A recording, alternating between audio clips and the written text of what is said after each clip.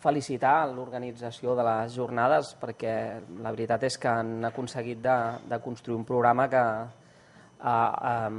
pinta molt bé, sembla molt interessant i de fet el tema també crec que és un tema molt pertinent. Per tant, començar amb això, amb una felicitació i també l'agraïment, que ens dongueu l'oportunitat de compartir amb vosaltres els resultats d'aquest estudi, un estudi que porta per títol Els motors de la innovació a l'administració pública. Aquest estudi es va desenvolupar entre el 2012 i el 2013 sota la direcció del Quim Bruguer, que lamentablement no ha pogut venir ell en primera persona a explicar el projecte. En tot cas, hi vam participar també jo mateix i la Júlia Boada, i és un estudi que es va desenvolupar amb el suport de l'Escola d'Administració Pública de Catalunya. Per tant, agrair-vos l'oportunitat que ens doneu de compartir amb vosaltres els resultats d'aquesta recerca.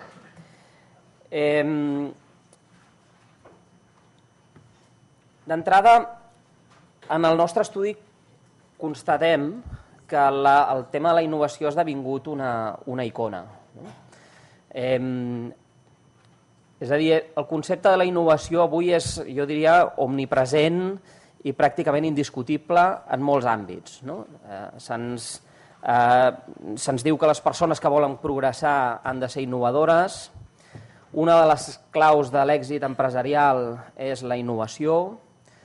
Se li demana a les entitats, als col·lectius, que siguin protagonistes de pràctiques socialment innovadores que permetin d'alguna manera cobrir les mancances del mercat i de les administracions públiques.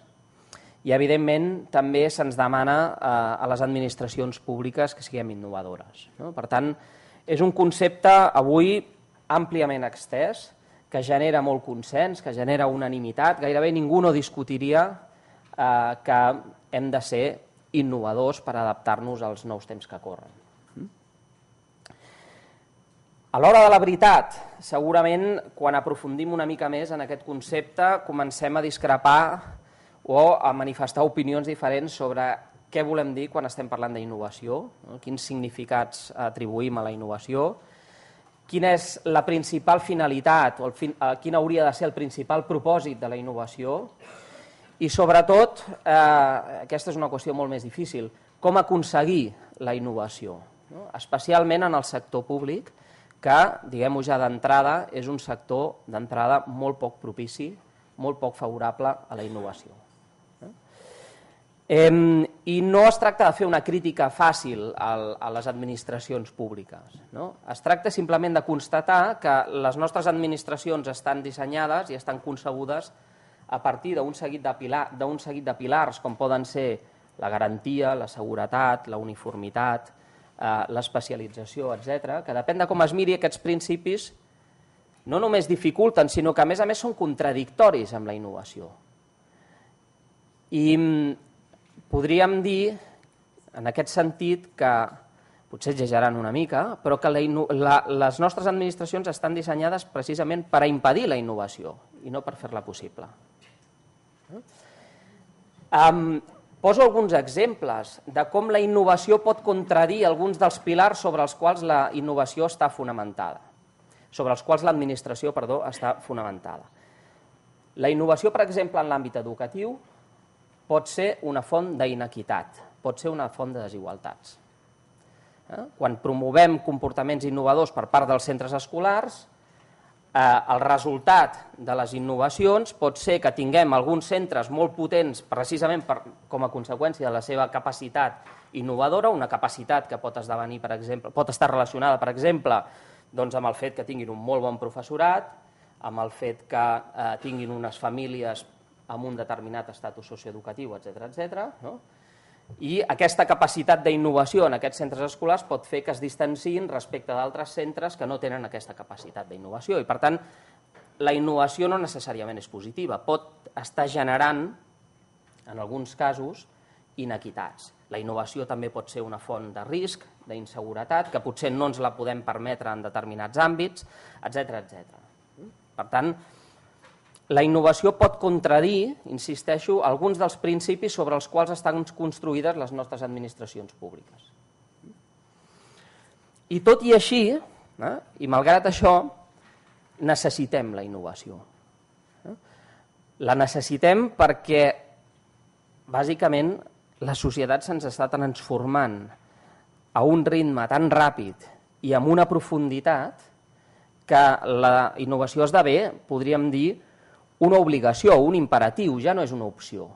Hem de ser innovadors per poder-nos adaptar proactivament a un context que està canviant, està mutant amb molta rapidesa i amb molta profunditat. La nostra recerca el que fa és intentar abordar aquesta qüestió de la innovació en l'administració pública a partir d'aquestes premisses i concretament abordem tres grans interrogants. En primer lloc, el què de la innovació, és a dir, intentem delimitar, concretar de què estem parlant quan parlem d'innovació en el sector públic. En segon lloc, abordem la qüestió de per què la innovació és necessària, més enllà d'aquesta afirmació genèrica de que la innovació és necessària perquè la societat ens està canviant molt ràpidament. I sobretot volem posar l'accent en aquesta tercera qüestió de com podem aconseguir la innovació en el sector públic tenint en compte les dificultats que ens imposa el context administratiu. Com intentem donar resposta a aquestes preguntes, a aquests interrogants generals? Per una banda, hem revisat tota la literatura especialitzada en aquest tema i entrem en diàleg amb aquesta literatura, però sobretot el fonament empíric del nostre estudi és l'anàlisi de 4 experiències d'innovació en el sector públic, que són els catàlegs del paisatge, la llei de barris, la xarxa de centres cívics de Girona i la superilla del barri de Gràcia a Barcelona. Molt breument, no es tracta d'entrar en els detalls de cadascuna d'aquestes pràctiques, però per si no les coneixeu totes, els catàlegs del paisatge són un instrument que pretén introduir criteris paisatgístics en el planejament territorial a Catalunya i en general en diferents polítiques sectorials que tenen un impacte en el territori, com poden ser polítiques agrícoles, polítiques de desenvolupament industrial, polítiques de transports, polítiques de turisme, etc. Es tracta, per tant, a través dels catàlegs de paisatge d'introduir criteris paisatgístics en el planejament territorial i és un instrument, el dels catàlegs del paisatge, regulat per la Llei de Protecció i Gestió Gestió i Ordenació del Paisatge a Catalunya del 2005 i que a la vegada aquesta llei adopta els principis i estratègies d'acció que estableix el Conveni Europeu del Paisatge. Aquesta és la primera pràctica innovadora que analitzem en el nostre estudi. La segona pràctica és la llei de barris, aquesta probablement ja és més conegut per tots i totes vosaltres.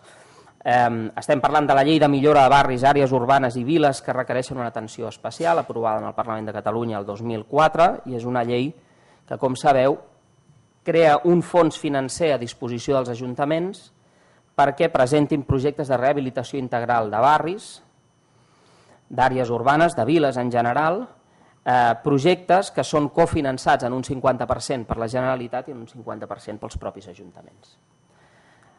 La tercera pràctica és la de la xarxa de centres cívics de Girona. És una xarxa d'equipaments liderats per l'àrea de serveis socials de l'Ajuntament de Girona i que té com a principal funció potenciar la inclusió i la cohesió social en els barris de la ciutat a través d'accions culturals promogudes conjuntament per les administracions i pel propi teixit associatiu. I finalment les superilles són unitats urbanes que acostumen a ser inferiors al barri, més petites que el barri, conformades per un conjunt de carrers pacificats amb l'objectiu bàsic de promoure nous espais d'estança i de relació entre el veïnat. Totes aquestes pràctiques comparteixen el fet de ser pràctiques amb un cert recorregut, algunes d'elles, com la de xarxa de centres cívics de Girona, de fet té ja els seus orígens en els anys 80 i per tant estem parlant d'una experiència molt reeixida, que té una llarga trajectòria.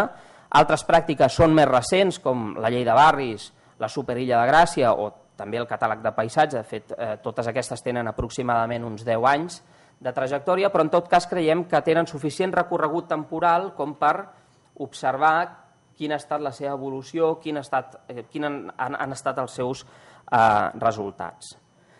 A més, comparteixen un altre fet, i és que totes aquestes són pràctiques d'innovació que nosaltres anomenem substantiva, perquè són pràctiques que pretenen donar respostes innovadores a determinats problemes socials. No són pràctiques purament d'innovació procedimental, d'innovació en els procediments o en les formes de fer de l'administració, sinó que són pràctiques que intenten aportar solucions creatives a determinats problemes col·lectius.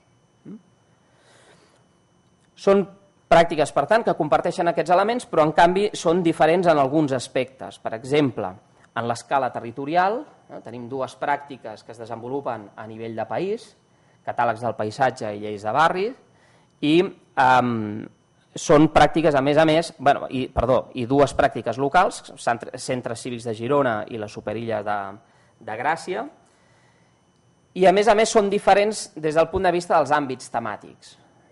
Tenim dues pràctiques que estan orientades a la millora social i urbanística dels barris, que són la llei de barris i la xarxa de centres cívics de Girona, i dues pràctiques que toquen temes ambientals i territorials, com són catàlegs de paisatge i les superilles de la Vila de Gràcia. Per tant, pretenem tenir pràctiques que no podrem pretendre que siguin representatives de la complexitat de situacions organitzatives que es donen al sector públic, però sí que són pràctiques diverses que ens poden il·lustrar, ens poden exemplificar el què, el com i el per què de la innovació en el sector públic. Aquest és bàsicament l'objectiu, és agafar aquestes pràctiques per il·lustrar-nos en què consisteix la innovació en el sector públic, per què és necessària aquesta innovació i com podem aconseguir-la. Sobretot, insisteixo, l'objectiu de l'estudi és centrar-nos en aquesta darrera qüestió.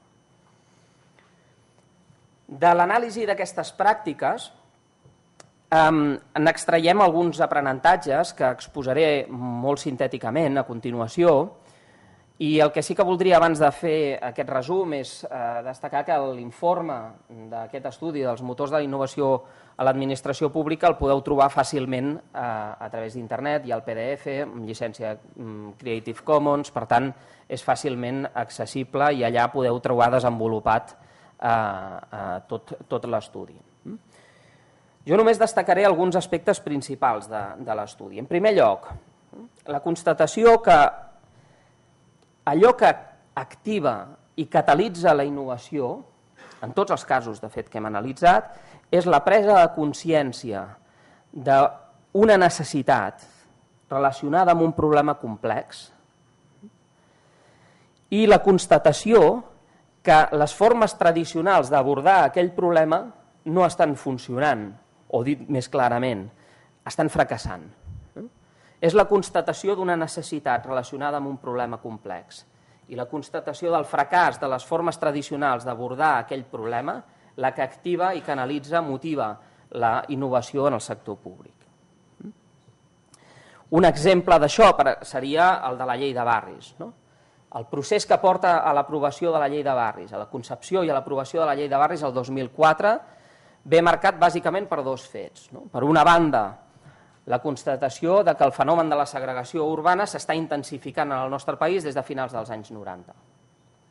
I s'està intensificant, per una banda, perquè ha crescut molt la immigració, ens estem situant a finals dels anys 90, primers dels anys 2000, està creixent molt la immigració en el nostre país i, a més, el context de la bombolla immobiliària està fent escalar els preus de l'habitatge, la qual cosa provoca que hi hagi uns desplaçaments importants de la població més desafavorida, amb menys recursos, cap als barris allà on es concentra l'habitatge més assequible, que són barris i fins i tot municipis que acostumen a concentrar diferents tipus de problemàtiques econòmiques, socials, etc.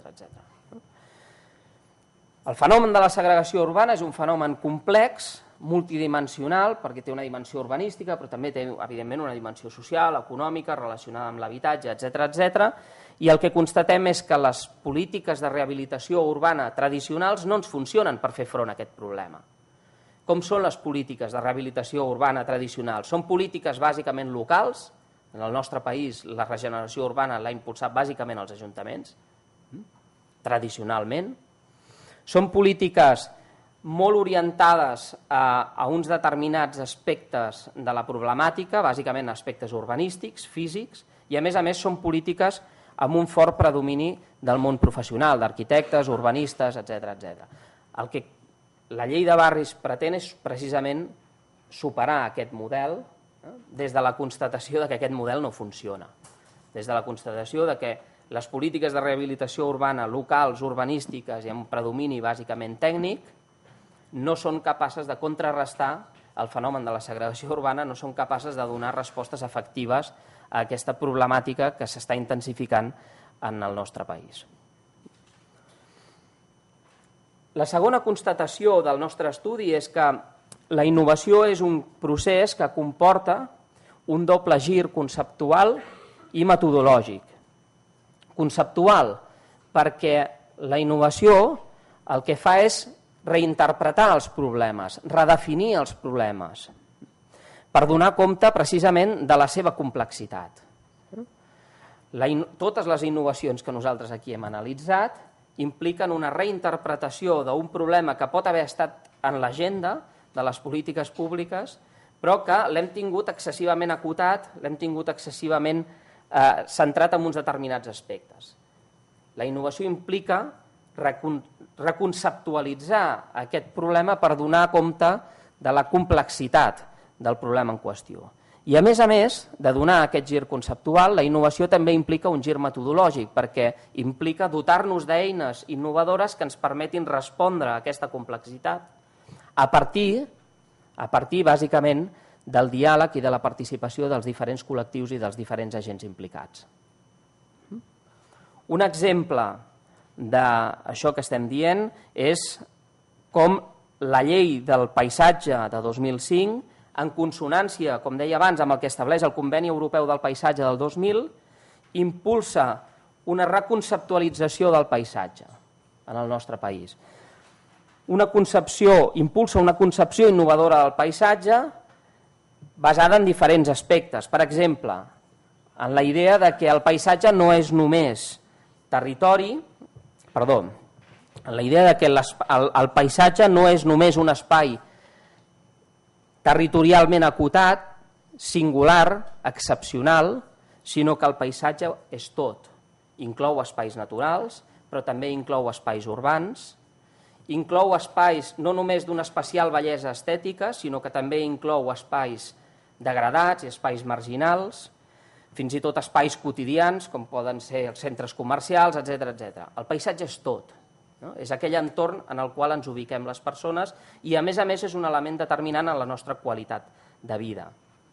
Per tant, el paisatge no només té un valor estètic o contemplatiu, sinó que el que diu aquesta llei i el que estableixen els catàlegs del paisatge és que el paisatge té múltiples valors, més enllà dels valors purament estètics. Té valors també ecològics, històrics, culturals, ètics, fins i tot existencials. El paisatge, a més, es diu des d'aquesta llei, no és només espai físic, sinó que també és espai cultural. Per tant, és el resultat de la interacció entre factors naturals, com poden ser la hidrologia, el relleu, etc., però també factors humans relacionats amb activitats econòmiques, socials, etc., que desenvolupem les persones en el territori. Estem fent un gir conceptual, estem reconceptualitzant en aquest cas el concepte o la noció del paisatge per donar compte de la seva multidimensionalitat, de la seva complexitat. I a partir d'aquesta innovació conceptual, el que fan els catàlegs del paisatge és promoure també una innovació instrumental o metodològica, que són els propis catàlegs del paisatge.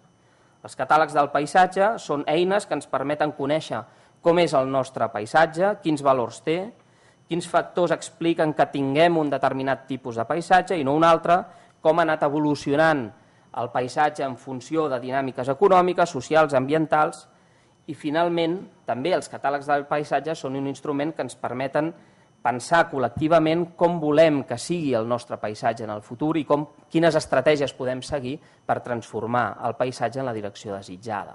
Per tant, són eines que motiven la participació de diferents tipus de col·lectius, de l'administració, però també agents econòmics, agents socials, etc., vinculats amb el territori en qüestió. En aquests moments hi ha a Catalunya aprovats ja 5 catàlegs del paisatge, un està en procés d'elaboració i un està pendent d'aprovació. Són 7 catàlegs del paisatge que es corresponen amb els 7 àmbits de planejament territorial en el país.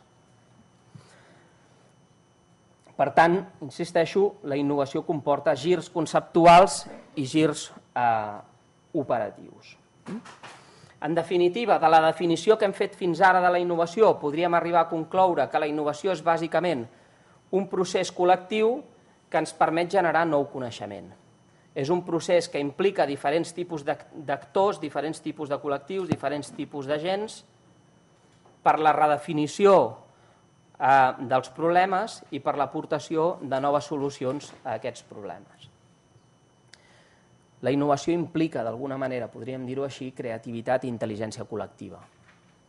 I no és un acte d'emprenedoria només d'una sola persona o d'una sola organització. És un procés en el que normalment hi estem implicats una pluralitat de col·lectius. Com es pot produir aquesta innovació en el sector públic? Aquesta era l'altra pregunta que intentàvem abordar. Doncs el que fem en l'estudi és fer una classificació conceptual, una distinció conceptual entre el que anomenem per una banda entorns i per una altra banda motors de la innovació.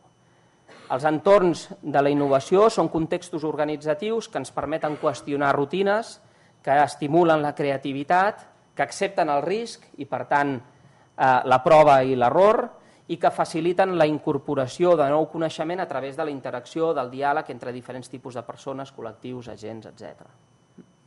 Els motors de la innovació són aquells factors humans, organitzatius, institucionals, etc., que activen el potencial innovador que resideix en el si d'una organització.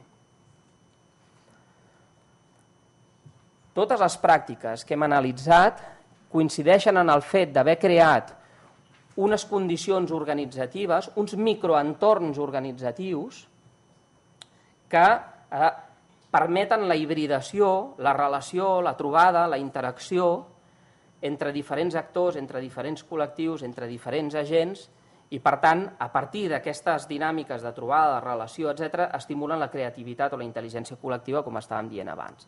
Els centres cívics de Girona, per exemple, són en si mateixos una espècie d'àgora pública, un espai de trobada entre diferents persones, entitats i serveis per pensar conjuntament quin tipus de programes, d'activitats podem generar per donar resposta als reptes de la cohesió i de la inclusió social en els barris de la ciutat. Són en si mateix un microentorn organitzatiu que està pensat, està concebut per estimular permanentment respostes innovadores a les necessitats col·lectives que es presenten en els barris. Però els microentorns organitzatius són microentorns organitzatius propicis a la innovació en el si d'un macroentorn organitzatiu que és molt poc favorable a la innovació. Aquests microentorns organitzatius per si mateixos no són suficients perquè la innovació es produeixi. I llavors el que diem és que perquè finalment s'activi aquest potencial innovador que es resideix en aquests entorns, cal que operin un seguit de motors. Concretament, parlem del motor superior de la innovació, el motor lateral, el motor intern i el motor extern. Són referències purament topològiques. Per exemple, quan parlem del motor superior no estem intentant establir jerarquies entre administracions, sinó simplement estem parlant de la innovació que prové d'unes instàncies que estan allunyades respecte al problema i aquest allunyament respecte al problema els hi dona una visió general i els hi dona una capacitat de reflexió que potser aquells que estan lidiant dia a dia amb el problema no tenen. Precisament, el motor superior fa referència a aquells incentius a la innovació que provenen d'instàncies institucionals superiors, en aquest sentit que estàvem dient ara, i també d'instàncies o d'organismes acadèmics que aporten distància respecte als problemes i capacitat de reflexió. Els catàlegs del paisatge, seguint amb aquest exemple, són una resposta al Conveni Europeu del Paisatge de l'any 2000 que aprova el Consell d'Europa i, evidentment, també es nodreixen de diferents aportacions acadèmiques que han impulsat aquesta reconceptualització del paisatge de la qual estàvem parlant abans. Per tant, un dels primers factors que impulsa o que activa la innovació són aquests incentius que podem rebre per part d'instàncies institucionals superiors o de les reflexions que estigui produint el món acadèmic. Hi ha un risc en aquest motor, que és l'oportunisme, que és el comportament oportunista per part, per exemple, d'alguns ajuntaments que simplement adopten determinades innovacions perquè van associades a una fons de finançament, sense que necessàriament entenguin ni subscriguin el sentit de la innovació. El motor lateral fa referència al contagi que es produeix a través del coneixement, la comparació i la validació d'experiències protagonitzades per administracions similars. Per exemple, la llei de barris s'inspira, en bona mesura, en programes de rehabilitació urbana que fa temps que venen practicant altres països o altres regions d'Europa, com per exemple la Politique de la Ville a França o el New Deal for Communities al Regne Unit o els programes urban de la Unió Europea. I en si mateixa, la llei de barris també estimula l'articulació i l'intercanvi en xarxa dels diferents ajuntaments que tenen projectes de rehabilitació de barris. Concretament, impulsa la xarxa de barris en projectes, a partir de la qual els diferents ajuntaments intercanvien experiències, aprenen els uns dels altres i comparteixen les innovacions que estan protagonitzant. Aquest és, per tant, també un motor important de la innovació, també amb un risc, que és que es produeixi allò que anomenem en l'estudi el mimetisme irreflexiu. Jo simplement ho faig perquè aquells altres també ho estan fent, sense la necessària adaptació de les pràctiques innovadores a les realitats del nostre propi context. El tercer motor de la innovació és el que anomenem motor intern.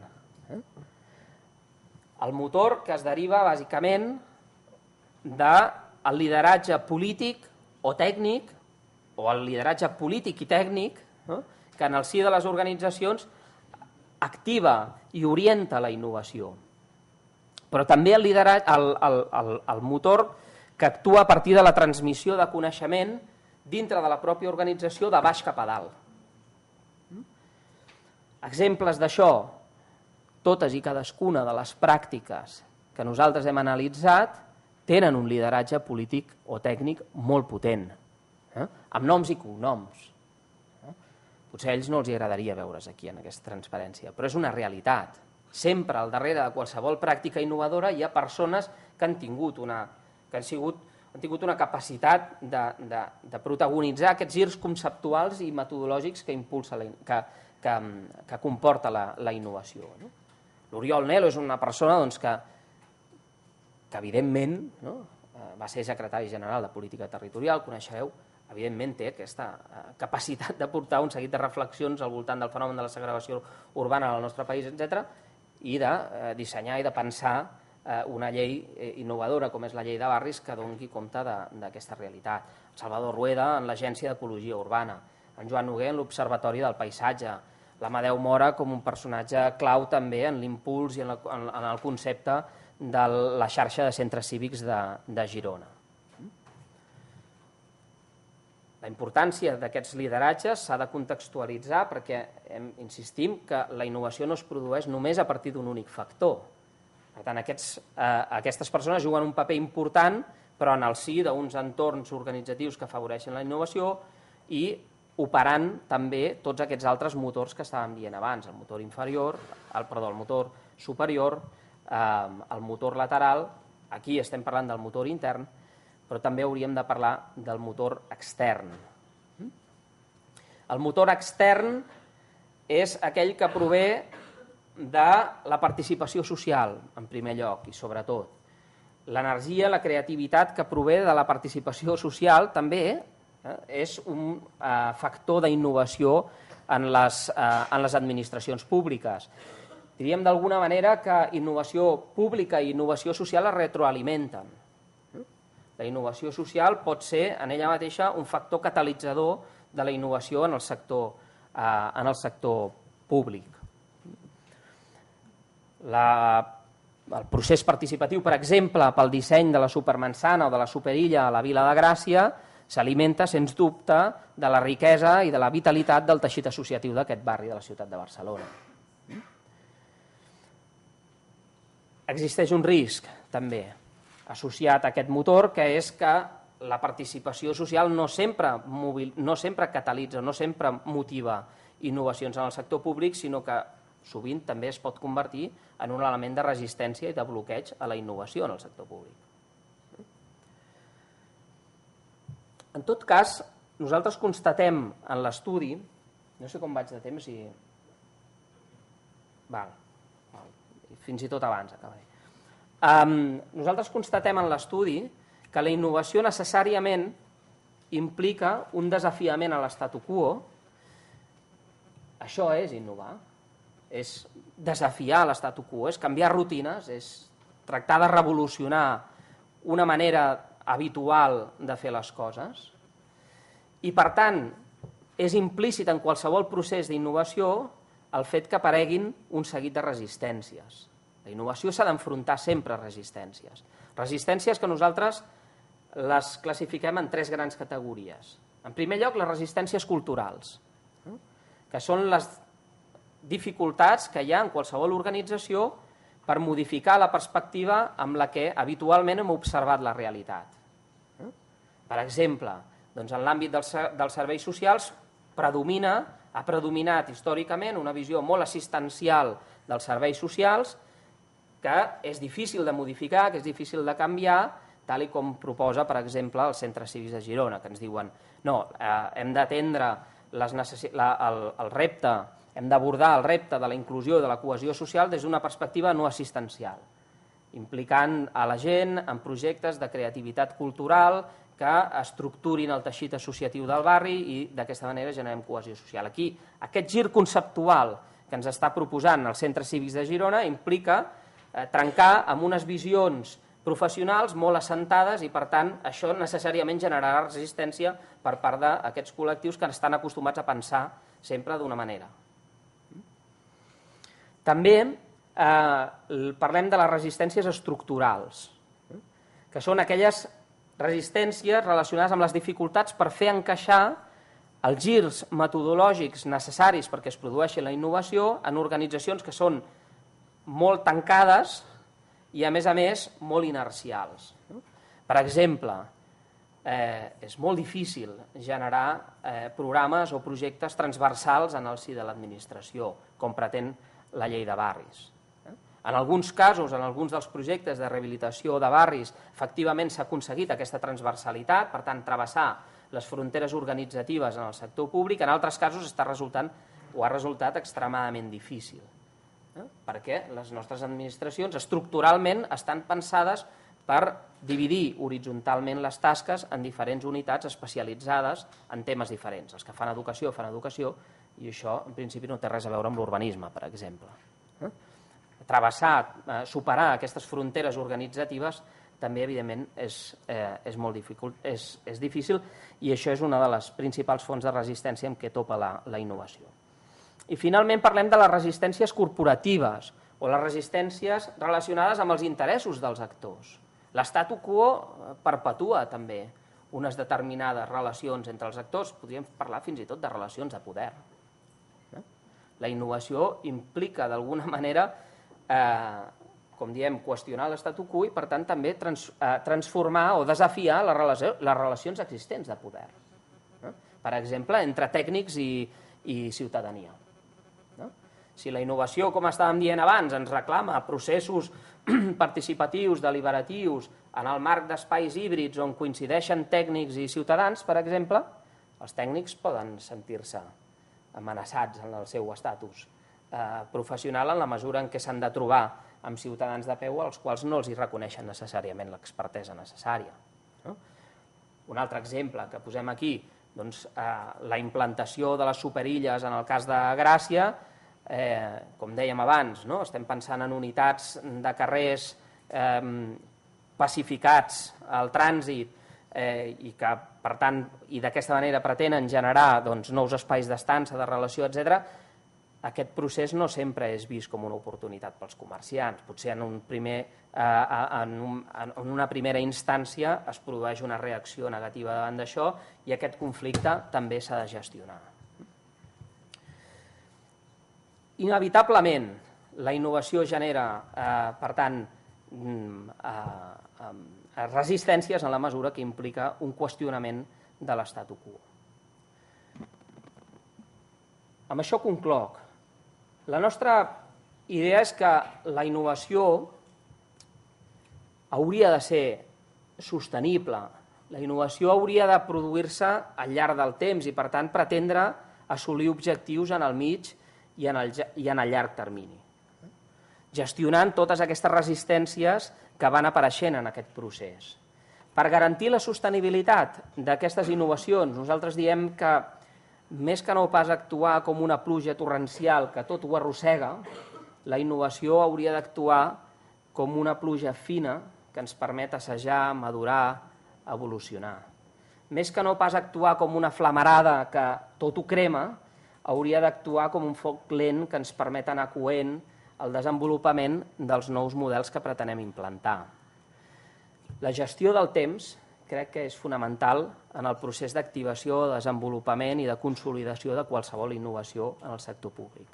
La paciència és un dels elements que, encara que sigui molt intangible, crec que és fonamental perquè qualsevol innovació acabi reixint. Aquesta és l'última reflexió que volia fer i estaré encantat d'escoltar les vostres preguntes, comentaris, crítiques, etc. Gràcies.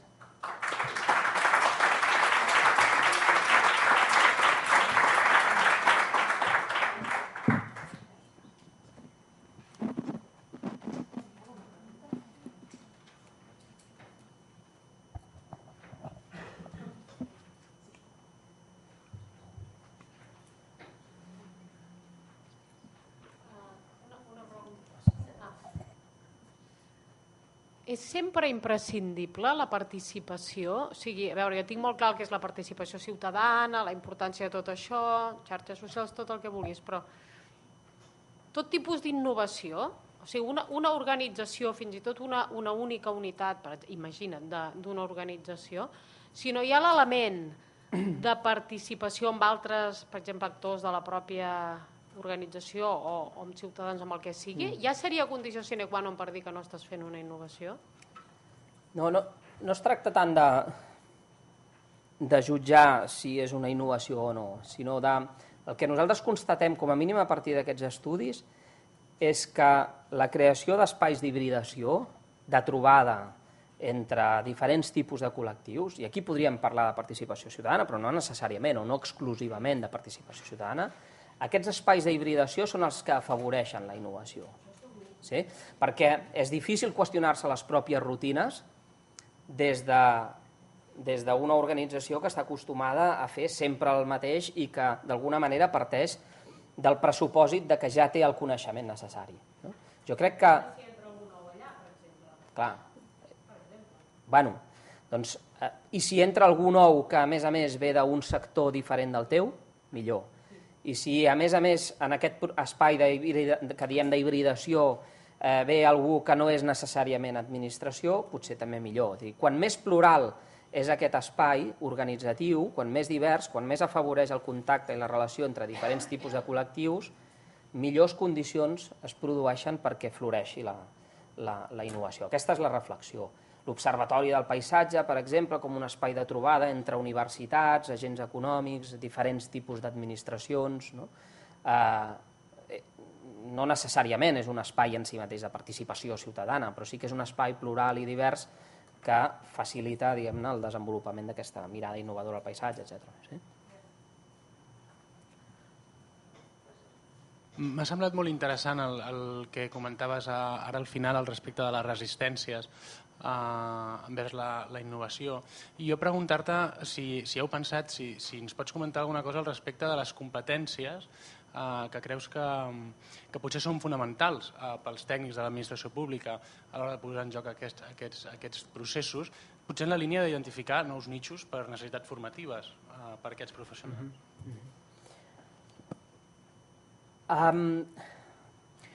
No és una reflexió que estigui feta en l'estudi, allò intentant donar una resposta explícita a la pregunta que planteges, que em sembla molt interessant.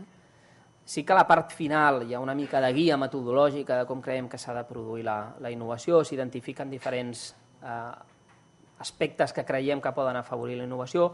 Un d'ells té a veure amb el perfil dels tècnics i dels professionals de l'administració. Així, de manera molt genèrica, jo crec que hi ha dos elements clau. Un és l'intentar superar la lògica del coneixement hiperespecialitzat.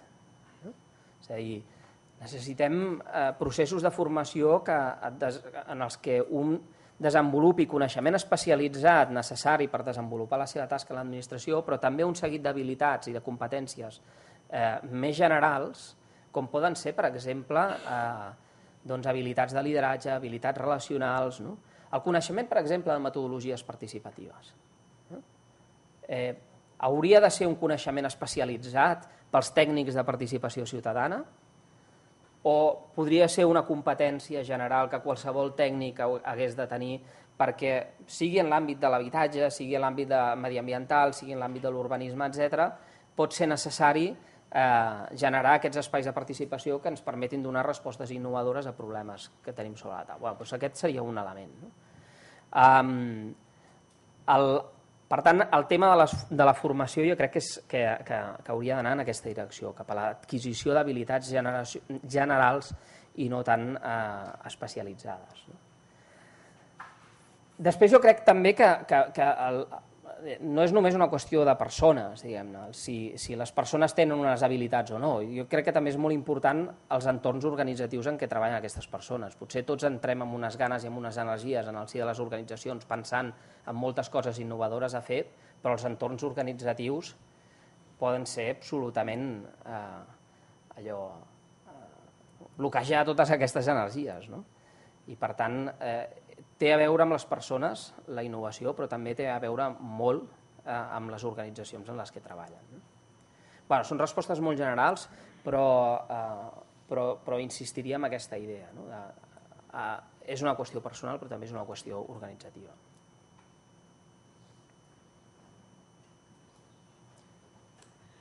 Hola. De la filmina aquella que posaves de les resistències, una pregunta que et volia fer és si havíeu tingut en compte la part de la resistència política, perquè justament jo crec que has tocat el tema del poder del tècnic, però la pèrdua de poder o el qüestionament del poder sobretot normalment és del polític. Moltes vegades, per molt que tu tinguis un equip tècnic dintre de l'administració pública que vulgui innovar, arriba un moment que és l'equip de govern el que acaba decidint, entre cometes, si innovem o no. La gent que posaves abans, el lideratge aquest, clar d'anar, és un lideratge tècnic acompanyat d'una voluntat política, si no ho veia complicat i era saber si ho havíeu tingut en compte. Han aparegut en els estudis. Per exemple, els centres cívics de Girona, que com deia abans, des dels anys 80 estan funcionant, han passat per diferents governs i han tingut diferents responsables polítics, l'àrea de serveis socials, i evidentment els tècnics t'expressen això, que en alguns moments s'han sentit molt acompanyats políticament i per tant allò que se'ls ha animat i etc. Se'ls ha reforçat, en altres moments s'han sentit bastant incompresos i per tant la pròpia sostenibilitat de l'experiència s'ha vist amenaçada. Per tant, totalment d'acord que aquest és un tema fonamental, que hi hagi, si no lideratge, com a mínim acompanyament i recolzament polític a aquestes innovacions que sovint són protagonitzades pels propis tècnics.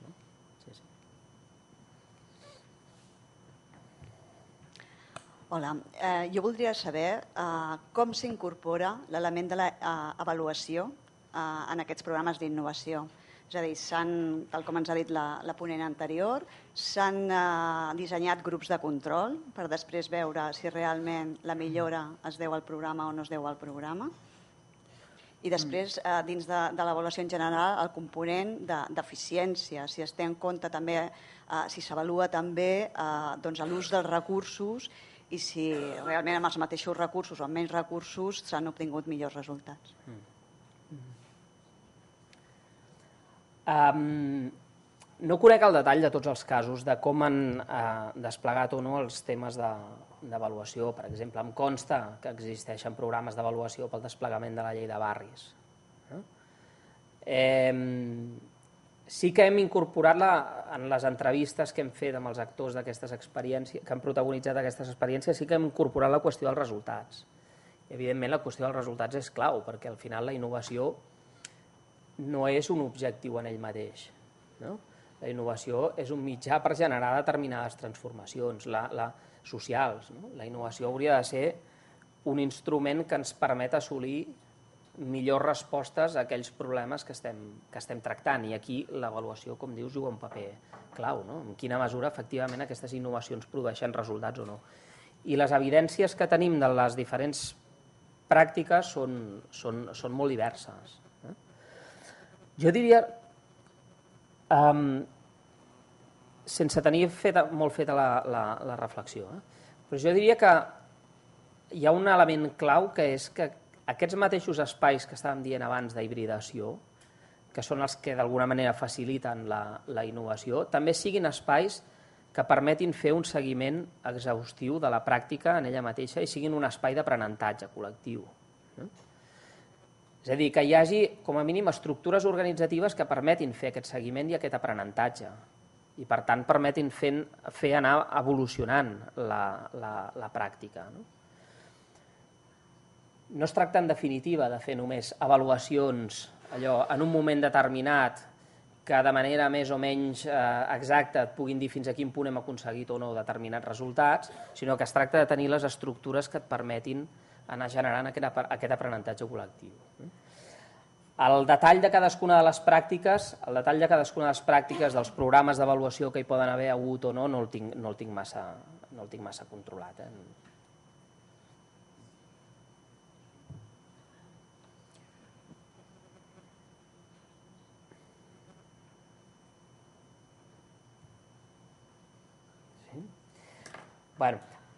Doncs res, moltes gràcies i insistir només en una cosa.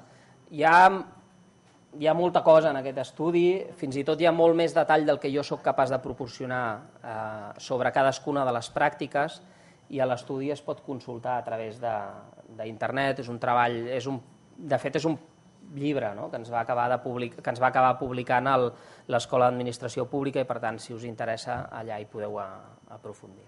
Moltes gràcies.